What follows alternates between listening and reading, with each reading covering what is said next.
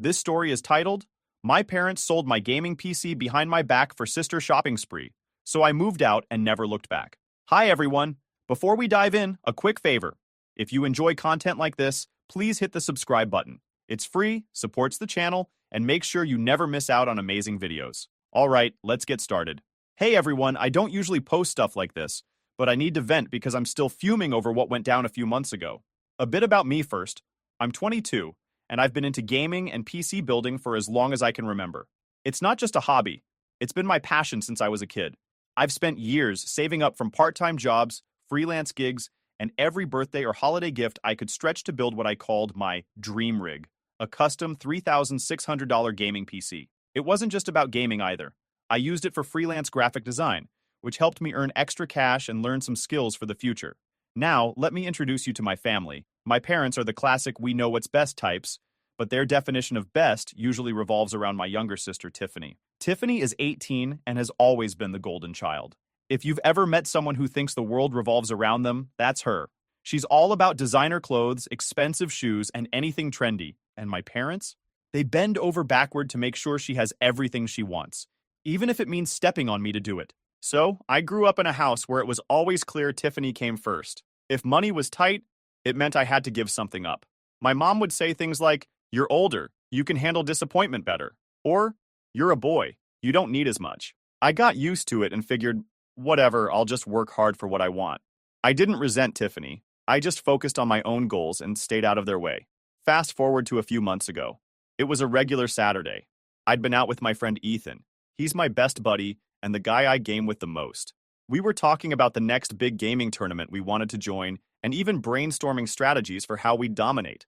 I got home that afternoon, ready to hop on my PC and start practicing. But when I walked into my room, there was the surprise. My desk was empty. My PC, my monitor, my peripherals, everything was gone. For a second, I thought I'd been robbed, but nothing else in the house seemed out of place. I ran downstairs to find my parents sitting in the living room, casually chatting over coffee like it was just another day. "Hey, where's my computer?" I asked, trying not to freak out. Mom glanced at me, not even remotely bothered. "Oh, we sold it." I stared at her, trying to process what I'd just heard. "You what?" "Sold it." "What do you mean you sold it?" Dad sighed like I was being dramatic. "Your sister needed new clothes for an event. We didn't have the money, so we sold the computer. It was just sitting there." "Just sitting there?" My voice got louder. "That computer wasn't just sitting there. I worked for years to build it. I use it for my freelance work." "Don't take that tone with us," Mom snapped. "We're your parents, and we did what was best for the family. Tiffany has an important event, and you can always save up for another computer." I couldn't believe what I was hearing. Save up for another one? Do you even understand how much time and effort went into building that PC? And what about my work? How am I supposed to meet deadlines now? And WTF is that event for Tiffany that's more important than my computer? Dad, in full dad mode, waved me off. "Freelance work isn't a real job anyway. You spend more time playing games than working." They always said that, and I didn't care. Gaming was part of my life, sure, but that PC wasn't just for fun. It was how I earned money and built something entirely my own. The fact that they couldn't see that, or didn't care, was like a slap in the face. I stormed back to my room, but I couldn't calm down. I texted Ethan to tell him what happened. He was just as shocked. "Dude, that's insane. They didn't even ask you first?" "Nope, just sold it for Tiffany's stupid event," I replied. "She's so spoiled, man. You should have hidden the PC or something." Hindsight, right? But at that moment, all I could think about was how years of effort were wiped out in an instant, and no one in my family seemed to care. That night, I decided to confront Tiffany. I walked into her room, and there she was, spinning around in front of her mirror in one of her new dresses. "Do you even know what Mom and Dad did to buy you all this stuff?" I asked, leaning against her doorframe. She barely glanced at me. "What are you talking about?" "They sold my computer, my $3,600 gaming rig, gone just so you could have your designer haul." She shrugged, still admiring herself. "So? It's just a computer. You can always build another one." I couldn't believe her indifference. That wasn't just a computer, Tiffany. It was years of saving, working, and building. It was my livelihood. "Not my problem," she said with a smug grin. "It's not like I told them to sell it." She paused for a second, her tone turning defensive. "Besides, it's not my fault they thought it was a good idea. They're the ones who actually sold it, not me." Her words made my blood boil. "You mentioned it, didn't you? You knew exactly what they'd do, and you let it happen." Tiffany rolled her eyes like I was being dramatic. "Oh, please. Don't act like I control what mom and dad do. If they sold your precious little computer, it's because they thought it was the best choice. That's on them, not me. I stood there staring at her. I couldn't believe how heartless she was. She paused for a second and added, maybe if you weren't so obsessed with your little games, you'd understand what's actually important. I have an image to maintain. You're just sitting in your room playing video games all day. I walked out before I said something I'd regret. Talking to Tiffany was pointless. She didn't see the problem because she'd never had to work for anything in her life. Everything she wanted was handed to her on a silver platter, and my parents were happy to keep it that way. Over the next few days, things at home were tense. My parents acted like nothing happened, while Tiffany paraded around in her new clothes. Every time I thought about how casually they decided to sell something so important to me, my frustration grew. Ethan kept checking in, trying to keep me grounded. You gotta do something, man. Don't let them get away with this. And yeah, here where I am right now. I think Ethan is right. I couldn't just sit back and let them treat me like a doormat, but I also keep thinking of sucking it up and ignore it. I truly don't know anymore. Do you guys think I'm overreacting? If my parents thought they could walk all over me, they were about to learn otherwise. The days that followed were rough. I could barely look at Dad and Mom without feeling like my blood was boiling. Every time Tiffany waltzed past me, flaunting her designer haul, it was like she was rubbing it in my face. I tried to avoid them as much as possible, holding up in my room with my old beat-up laptop. I used it to get by with freelance work, but that shit was so slow, like using a toaster to bake a cake. It was a far cry from my custom-built PC, and every time I struggled to meet a deadline or fix a crash, my frustration grew. Ethan was a lifeline during all this. He kept me sane when I felt like I was drowning in frustration. He'd call me up at random times just to check in, or talk about something completely unrelated, like the latest game updates or a funny meme he'd seen. One night, as I was venting to him again about how ridiculous my family was being, he said, "You know what? It's not personal, Sonny. It's strictly business. Except in your case, they made it personal, and now they're treating it like business. It was personal. This wasn't just some financial transaction. This was my family showing me exactly where I stood in their priorities. At that moment, I realized I had to do something, not just to get my computer back, but to make them see they couldn't keep treating me like an afterthought. So, I gathered every piece of proof I could find that the PC was mine.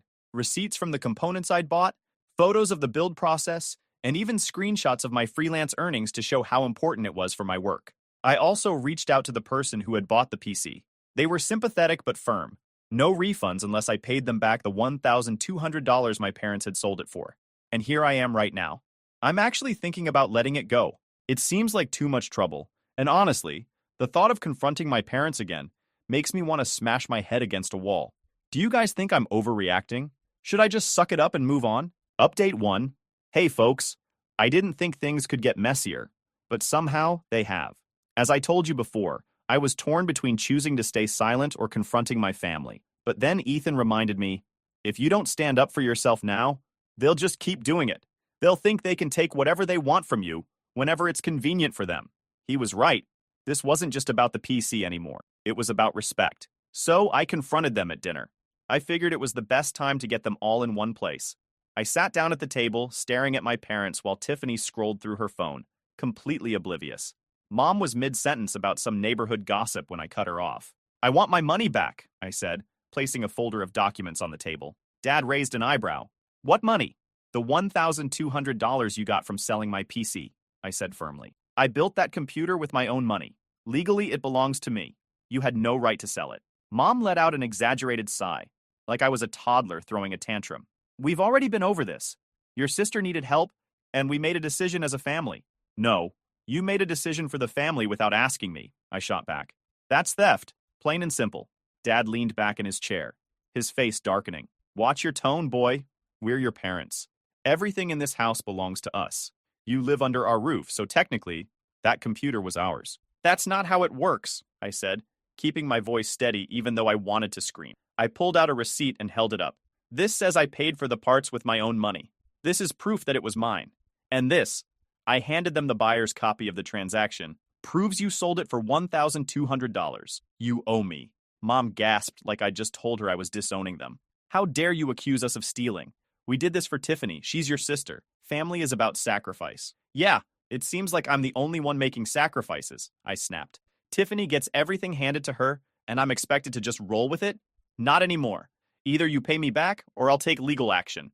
You wouldn't dare, Mom hissed. Try me, I said, locking eyes with her. Tiffany, who had been silent up until now, finally chimed in. Oh my God, are you seriously threatening Mom and Dad over a computer? You're pathetic. No, I said, glaring at her. What's pathetic is that you're perfectly fine with taking advantage of someone else's hard work without a second thought. You knew what they did, and you didn't care. She rolled her eyes.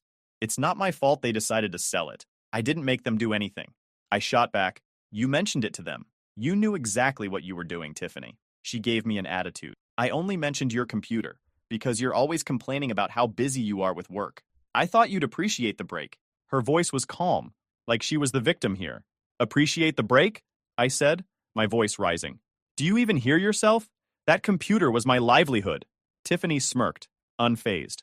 Wow, you're twisting this into my fault? You're the one who's always talking about how you're independent.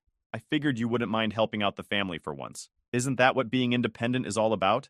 My fists clenched under the table. Helping out? You didn't need a designer haul, Tiffany. You just wanted it. There's a difference, she scoffed. Maybe you're just mad because I know how to get what I want, and you're too busy sulking to figure it out. Don't blame me for being better at this than you. I swear I almost slapped her.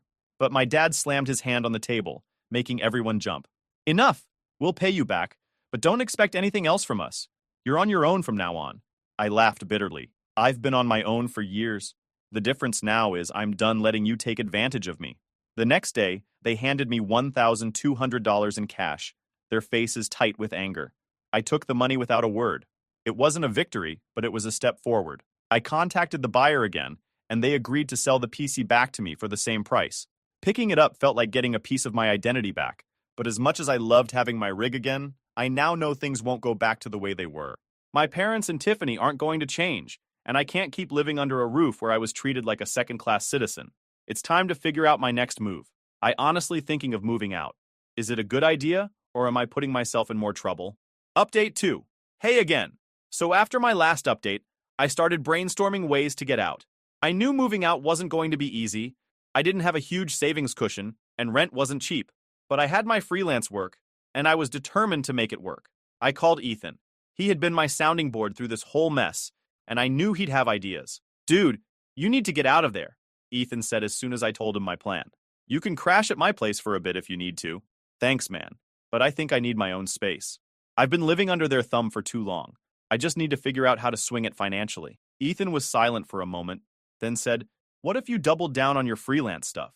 You're good at it, and there's definitely demand out there. You could even start streaming again. He wasn't wrong. I dabbled in streaming before, but life had gotten in the way. Now, with my PC back and a fire lit under me, it seemed like the perfect time to give it another shot. That night, I started researching apartments. My budget was tight, so I focused on small studios or shared housing. After a few hours of scrolling through listings, I found a tiny place a few miles away. It wasn't much, a single room with a kitchenette and a bathroom, but it was within my price range and close enough to town that I wouldn't feel isolated. I reached out to the landlord, who agreed to meet me the next day for a tour. When I walked into the apartment, it hit me how real this was becoming. The place was bare bones, but I wanted it. I signed the lease that same day and felt a weight lift off my shoulders. The next challenge was packing up my life without tipping off my family. I wasn't planning on making a dramatic exit, but I also didn't want to give them a chance to guilt trip me into staying. Over the next week, I slowly started moving my stuff out. I'd take a box or two at a time and stash it at Ethan's place until I was ready to make the final move. Meanwhile, I dove headfirst into freelancing and streaming. I updated my portfolio, reached out to past clients, and even started advertising my services on forums and social media. The response was better than I expected, and within days, I had enough work lined up to cover my first month's rent. As my move-out day approached, I started avoiding my family as much as possible. Tiffany didn't seem to notice. She was too busy flaunting her latest designer bag on social media. My dad and mom, on the other hand, seemed to sense something was up. They started dropping little comments at dinner like, "You've been awfully quiet lately," or "You should let us know if you're planning anything big." I brushed them off with vague answers, but I could feel their eyes on me. The final straw came 2 nights before my move. I was in my room, packing up the last of my gear, when my mom knocked on my door. "Can we talk?" she asked, stepping inside before I could even answer. "I don't really have anything to say to you," I muttered, shuffling papers on my desk. "Just hear me out," she said, sitting on the edge of my bed like everything was normal. "You have to understand. We didn't sell your computer to hurt you. Tiffany mentioned it when we were trying to figure out how to help her. She said you didn't use it that much anymore, and that it was worth a lot of money. We thought, maybe it was a good idea. I turned to face her, my jaw tightening. So, you're saying this was Tiffany's idea? She sighed, looking almost guilty. Not exactly. But she suggested it, and we thought she made a valid point. You've always been so independent. We thought you'd understand. Her words made my stomach churn. Tiffany had planted the seed, and my parents had just run with it. You thought I'd understand? I said, my voice sharp. Understand that you sold something I worked years for because Tiffany wanted a new wardrobe? Mom flinched but didn't respond. Instead, she stood up and left, as if her half-hearted explanation was supposed to make it all better. That's the kind of person Tiffany was. She twists things to get what she wants. She'd act innocent, drop a hint here and there, and suddenly her ideas became my parents' plans. The morning of my move came faster than I expected. I loaded up the last of my boxes and left a note on the kitchen counter. It wasn't dramatic, just a few lines explaining that I needed space and time to focus on myself. I didn't want a confrontation, and I knew if I tried to explain in person, they'd just try to guilt me into staying. Ethan met me at the apartment to help me unload. As we set up my PC in the corner of the room, I felt a sense of freedom I hadn't felt in years. That night, I went live on my streaming channel for the first time in months. The viewer count was small, but it didn't matter. I was in my own space, doing something I loved.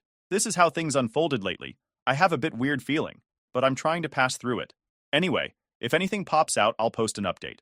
Final update. Hey everyone, here's an update on how things have been since I moved out. I thought leaving would be the end of the drama, but boy, was I wrong. After one day of moving out, I had freelance gigs to tackle and a stream schedule to figure out. But there was a nagging thought I couldn't shake. Would my parents even care that I'd left? Or would they just write it off as me being dramatic? I didn't want validation from them. I'd long given up on that. But part of me still wanted to know if they'd even noticed I was gone. By mid-afternoon, I got my answer. Mom called me. When I didn't pick up, she left a voicemail. You could have at least told us you were leaving, she said. Your father and I are very disappointed in how you handled this. Family is about sticking together, not running away. I deleted the voicemail without finishing it. A few minutes later, Dad tried calling, but I ignored him too. Then came the text barrage. Mom started with, "You've really hurt your mother." That was followed by, "We've always done what we thought was best for you." Then Dad chimed in with a classic, "You're being reckless." I put my phone on silent and went back to work. I wasn't about to let their guilt-tripping derail my day. But that evening, as I was setting up my stream, a new message popped up, this time from Tiffany. "You left? Lol. Guess you couldn't handle it. Anyway, Mom's freaking out, so you might want to call her before she has a meltdown." It was such a textbook Tiffany response that I didn't even bother replying. Instead, I focused on my stream. I was starting to get a small but supportive group of regular viewers, and the sense of community they brought was something I hadn't realized I needed. People who actually appreciated my skills, who showed up just to hang out and watch me do what I loved. It was refreshing. The next few weeks were a mix of progress and lingering frustrations.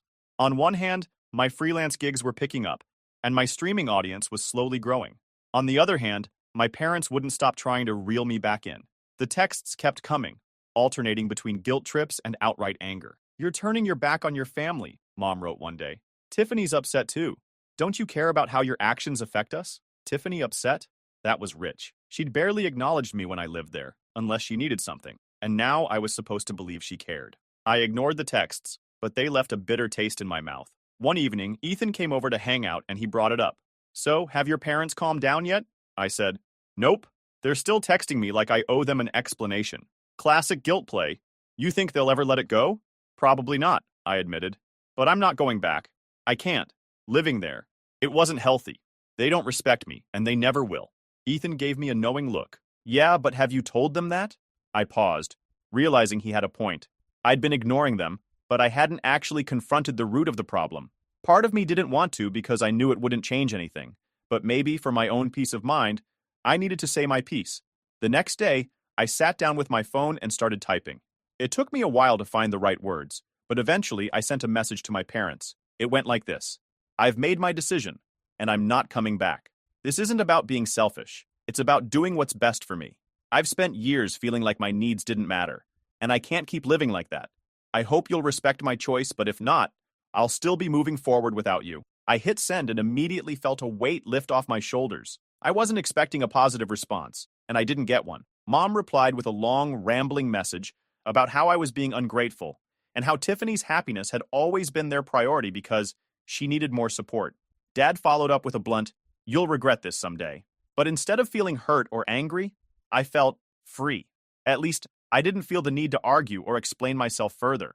Their words didn't hold the same power they used to. Over the next few weeks, I threw myself into my work and streaming. One day, while scrolling through social media, I came across a post from Tiffany. It was a selfie of her holding a designer purse with the caption, "So grateful for my amazing parents who always prioritize what matters." I rolled my eyes and kept scrolling. I didn't need to engage. Let her have her little fantasy world. It wasn't my problem anymore. A few days later, a family friend ran into me at a coffee shop. "I heard you moved out," they said, raising an eyebrow. "Your parents are having a tough time, you know. They've been asking everyone for help." I frowned. "Help? What do you mean?" "They've overextended themselves, buying things for Tiffany. I think they thought you'd still be there to pitch in." I shrugged, taking a sip of my coffee. "That's unfortunate." And I meant it. It was unfortunate. For them. For me? I'm doing great without them. After that conversation with the family friend, I couldn't help but feel a strange sense of validation. My parents' finances falling apart wasn't something I took joy in. It just confirmed what I'd known for a long time. They'd prioritized Tiffany's wants over the family's stability for years, and now they were dealing with the consequences. Meanwhile, I was finally learning what it meant to be independent, and I wasn't about to let their choices drag me back into their chaos. That didn't stop the guilt trip texts from coming, though. Mom's messages became more desperate.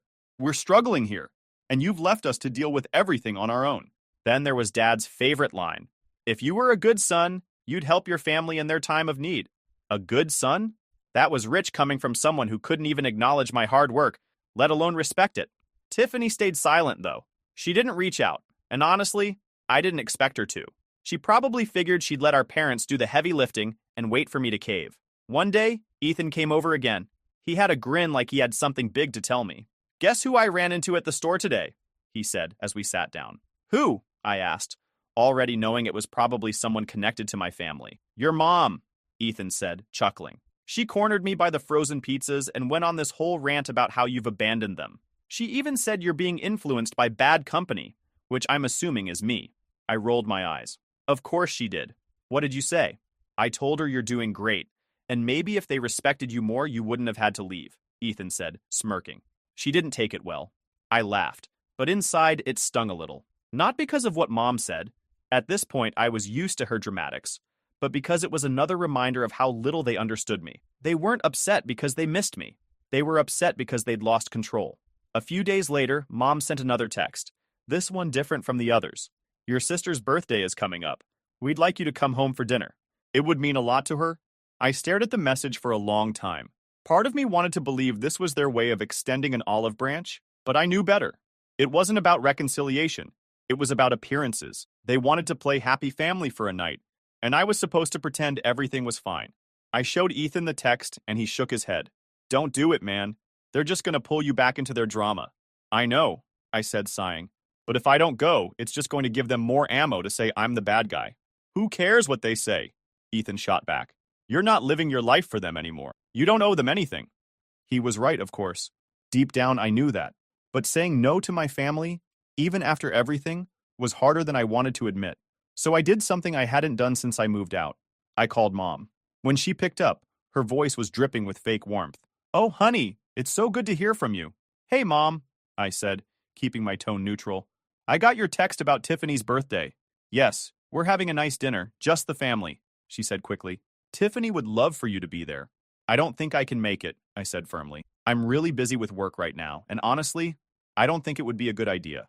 There was a long pause before she responded. "You're really going to let your sister down like this? After everything we've done for you?"